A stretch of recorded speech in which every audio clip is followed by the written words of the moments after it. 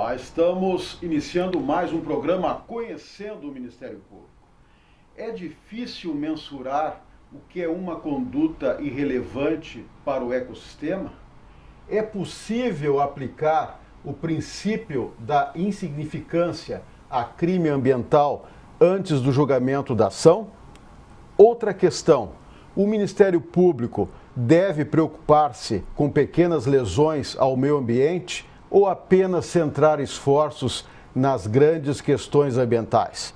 Para focar o tema, convidamos o promotor de justiça Daniel Martini, que coordena o Centro de Apoio de Defesa do Meio Ambiente do Ministério Público Gaúcho. Doutor Martini, quero dizer que é um prazer tê-lo aqui conosco no programa.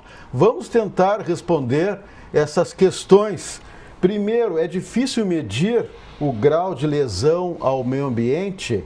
Segundo, a alegação de crime de bagatela pode extinguir a ação penal, doutor Martini? Muito bem. Realmente duas questões um pouco diferentes, mas que guardam uma estreita relação entre si. Com relação ao crime de bagatela, ou a aplicação do princípio da insignificância aos crimes ambientais, nós temos visto na jurisprudência duas posições antagônicas. Uma delas sustentando que não se pode aplicar o princípio bagatelar aos crimes ambientais, justamente porque o crime ambiental ele acaba produzindo uma ofensa a um bem tutelado, inclusive constitucionalmente, inclusive elevado a um patamar de direito fundamental do cidadão, que é o meio ambiente ecologicamente equilibrado. Logo, não se pode compreender, segundo essa corrente, como uma lesão, qualquer que seja, a um bem protegido constitucionalmente possa ser uma lesão insignificante. Por outro lado, há quem diga que se pode sim aplicar o princípio da insignificância aos crimes ambientais quando de fato for uma agressão sem nenhuma potencialidade lesiva ao bem ambiental em si. Quando a conduta do agente não revelar uma periculosidade num nível tal que necessite a reprimenda criminal, que necessite a sanção penal. O estranho nisso tudo é que quando a jurisprudência compreende por aplicar o princípio da insignificância e então afastar a própria tipicidade do crime ambiental, extinguindo a ação penal, essa decisão avalia o fato em si e não leva em consideração a tese jurídica. Agora, quando a decisão do tribunal ou do juiz decide por afastar a incidência do princípio da insignificância, ela se fundamenta na tese de que se trata de uma agressão a um direito fundamental e, portanto, não admite. Então, são posições antagônicas e que parece que uma posição desconhece a outra. Agora, voltando à primeira parte da pergunta, a difícil mensuração do dano ambiental. De fato, é um tema tormentoso na doutrina. Nós precisamos considerar, num primeiro momento, que toda e qualquer conduta humana tem a potencialidade de causar uma degradação da qualidade ambiental. O fato de nós respirarmos, nós estamos reduzindo a quantidade de oxigênio disponível e produzindo outro tipo de gás, né? Bom, mas isso não quer dizer que o fato de respirarmos e que causa, portanto, uma degradação, se possa classificar como um dano ambiental, como uma poluição ambiental. Obviamente que não. Por quê? Porque a norma jurídica, ela procura compreender e internalizar o chamado limite da tolerabilidade do ambiente. O que é isso? Por vezes, a norma jurídica estabelece um padrão de emissão de poluente. Bem, então aqui eu tenho um padrão objetivo de tolerabilidade. Ou seja, a norma jurídica entende que o meio ambiente somente tem a capacidade de não se desequilibrar, de ser resiliente e de autodepurar na medida em que aquele limite objetivo de emissão de poluentes seja observado.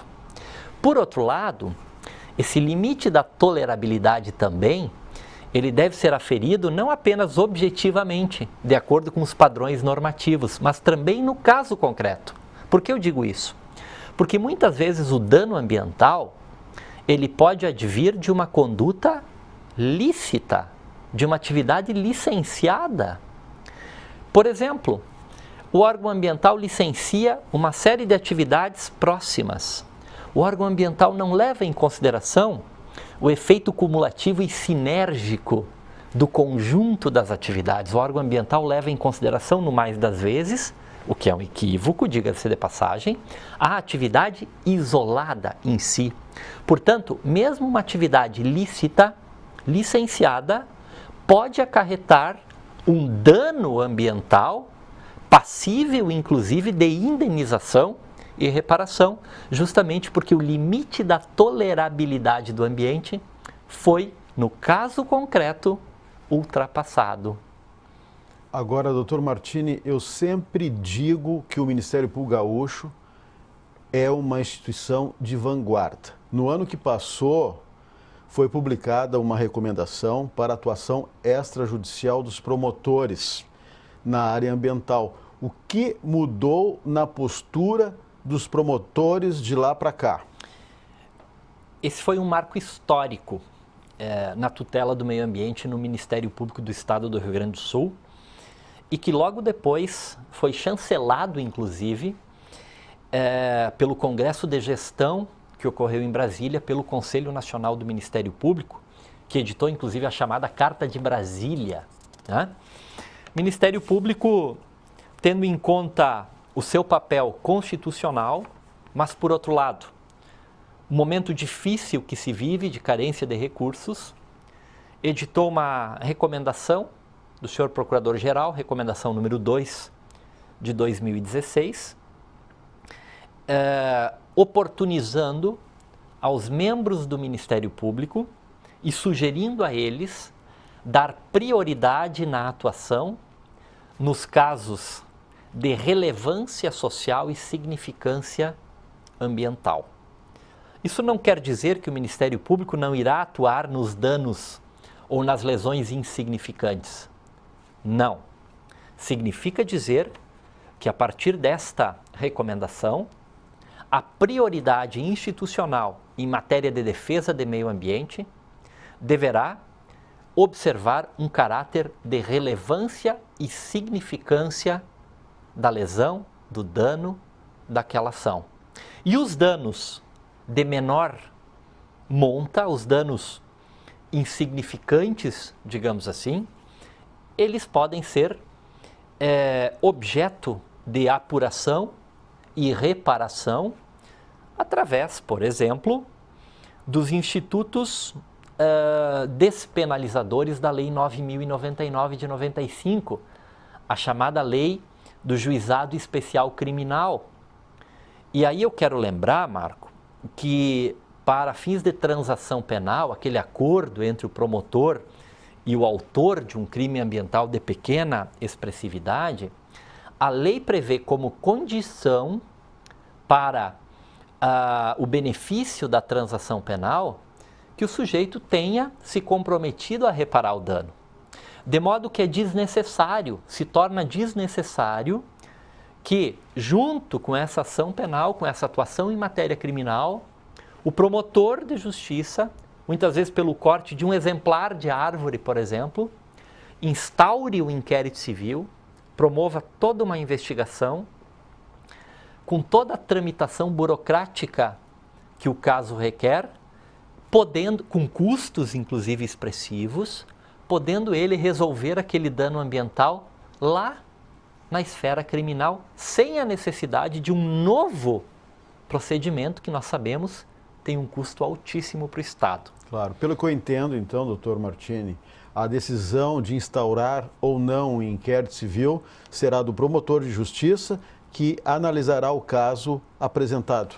Não há dúvidas, com essa recomendação, a instituição ela dá um voto de confiança ao promotor de justiça que atua na defesa do meio ambiente. É claro que toda e qualquer decisão que haverá de ser adotada pelo promotor de justiça que decide não instaurar o inquérito civil, promotor que decide buscar a reparação do dano através do processo criminal ou até através da via administrativa, essa decisão terá que ser, evidentemente, fundamentada.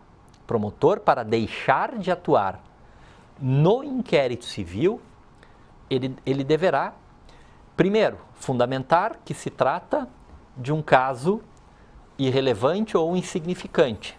E segundo, que a situação pode ser resolvida por outros meios menos custosos.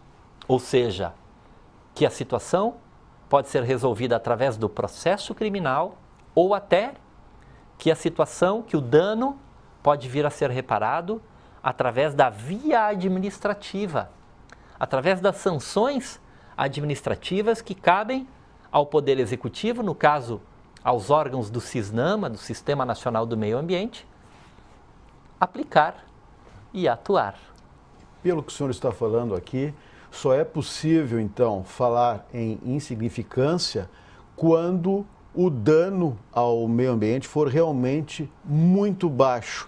Agora eu lhe pergunto como avaliar isso para se verificar se há realmente um perigo concreto ao meio ambiente. Existem alguns critérios jurisprudenciais. Recentemente, o próprio Supremo Tribunal Federal se manifestou, o STJ também tem manifestação nesse sentido, inclusive definindo critérios para a aplicação do princípio da insignificância. Uma das decisões do STF julgava um processo, um pedido de habeas corpus, relativamente à apreensão de 12 camarões com uma pessoa e, além disso, de um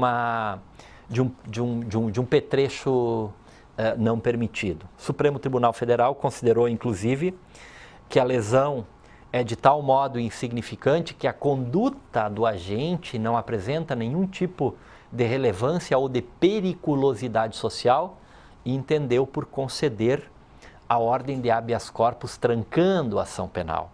Então, objetivamente, legalmente, não há um critério para avaliar a insignificância, mas a jurisprudência indica alguns caminhos, né? Por exemplo, quando o ecossistema possui uma capacidade de autodepurar-se, quando aquela agressão não foi capaz ou não é capaz de quebrar o necessário equilíbrio ecológico, né?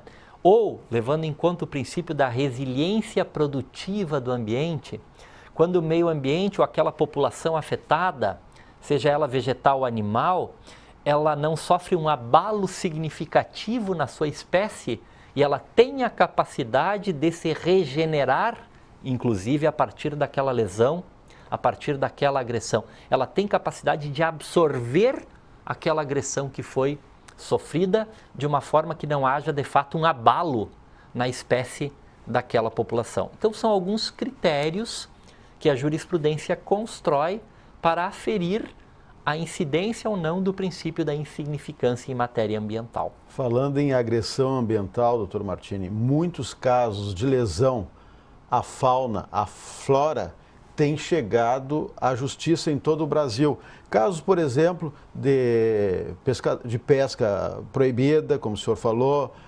cortes de árvores. Geralmente esses casos são graves?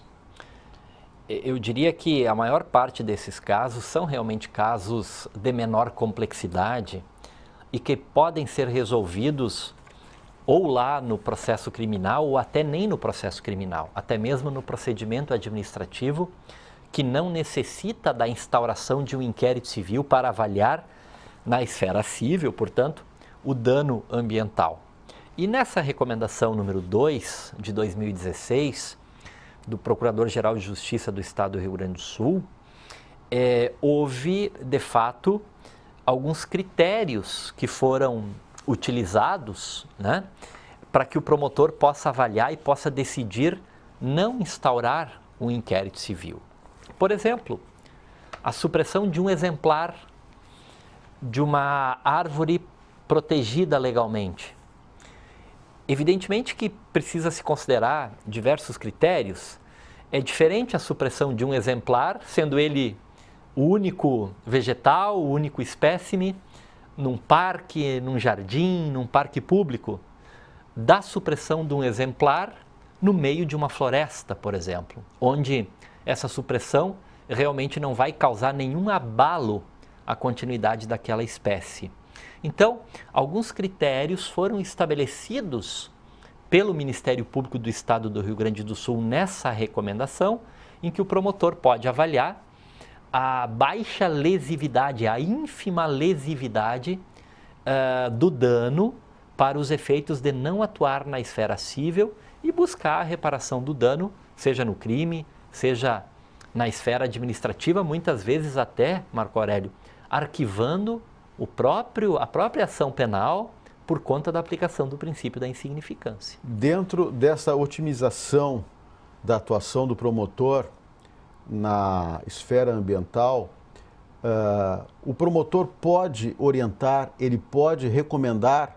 Exemplo, muitas vezes, né, quase que todo dia, a gente vê notícias de pescadores, né, sendo flagrados pescando num período de defeso, por exemplo. Claro. É perfeito, Marco Aurélio. A recomendação, ela não tem por intuito unicamente aliviar ou reduzir o volume de serviço nas promotorias, que é inegavelmente muito grande.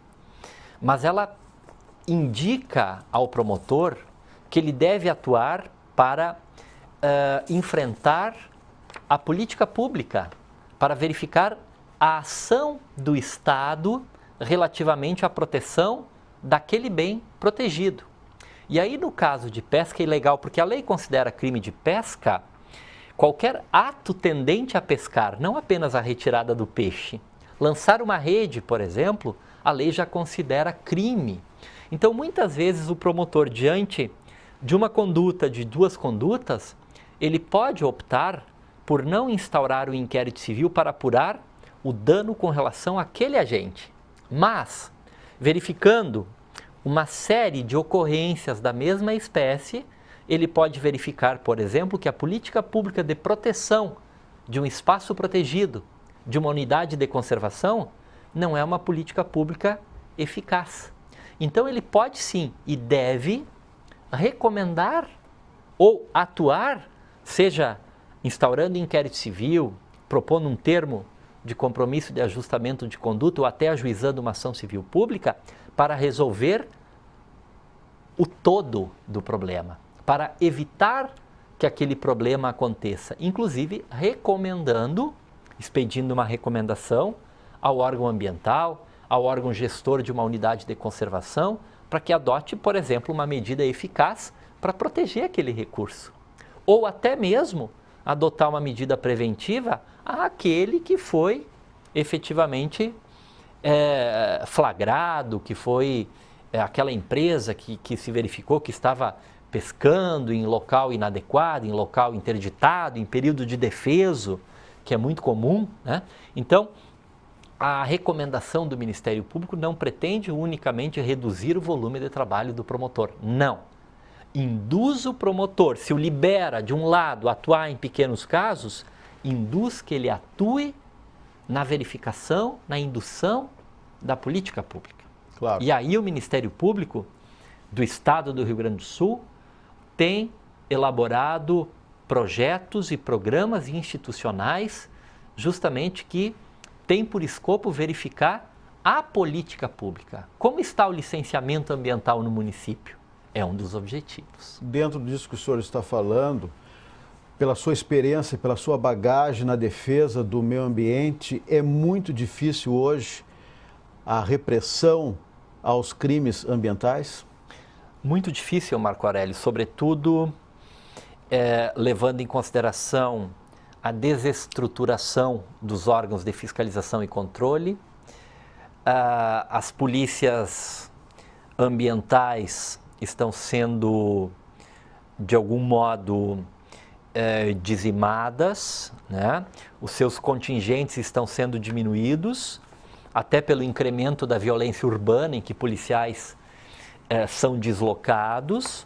Por outro lado, a crise econômica, porque passam os estados, os municípios, o próprio país, tem gerado uma redução, contingenciamento de recursos para equipar os órgãos ambientais, o que implica diretamente uma deficiência na fiscalização, uma dificuldade na fiscalização, na prevenção e repressão dos crimes ambientais.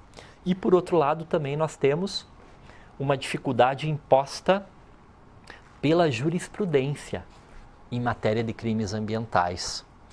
Decisões recentes têm exigido, para a aplicação de penalidade em crime ambiental, uma prova material muito forte, muito contundente, provas periciais que muitas vezes os estados não têm capacidade de produzir, porque não tem laboratórios, porque não tem pessoal, entendimentos jurisprudenciais que transformam crimes de mera conduta em crime de dano.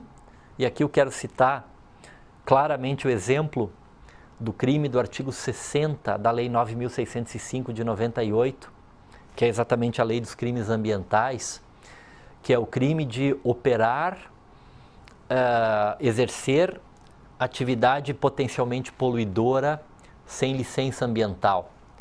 Não se trata de um crime que exige um resultado, que exige um dano, que exige uma agressão pela leitura do dispositivo. Os doutrinadores classificam esse crime como um crime de mera conduta ou um crime de perigo abstrato até, em que o perigo é presumido. No entanto, algumas decisões jurisprudenciais têm exigido para o crime do artigo 60 que se comprove efetivamente o dano ao bem jurídico tutelado. Então as dificuldades são de toda ordem, de modo que a repressão aos crimes ambientais, ela se torna extremamente difícil, complicada e que dificilmente se consegue chegar a uma condenação num processo por crime ambiental.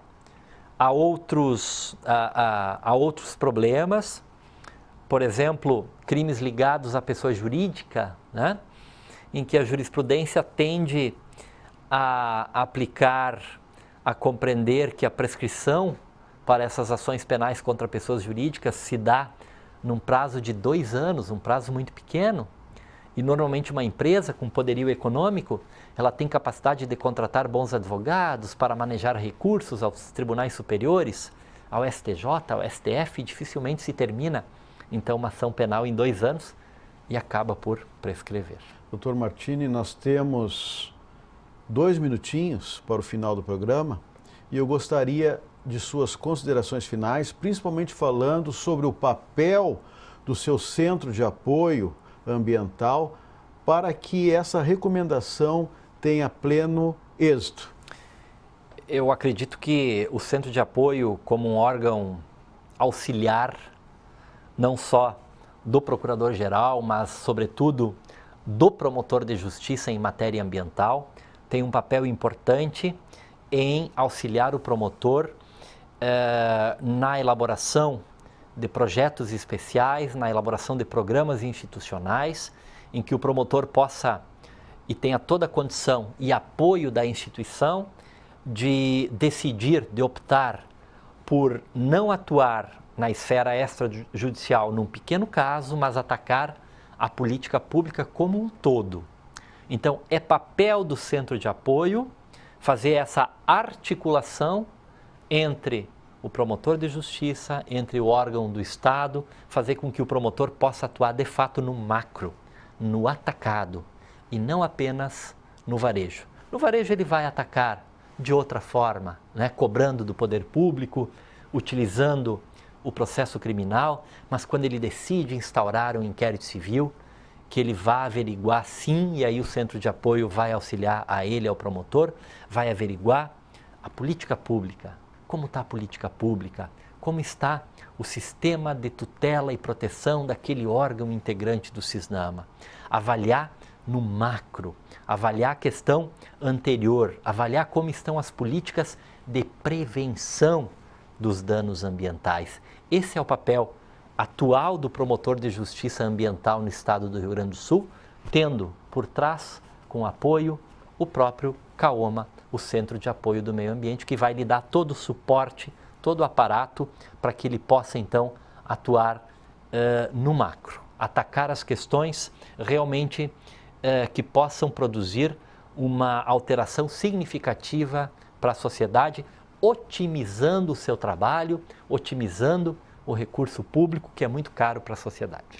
Ok, promotor de justiça Daniel Martini, que coordena o Centro de Apoio de Defesa do Meio Ambiente do Ministério Público Gaúcho. Mais uma vez, eu agradeço sua participação no programa, a sua gentileza em aceitar o nosso convite.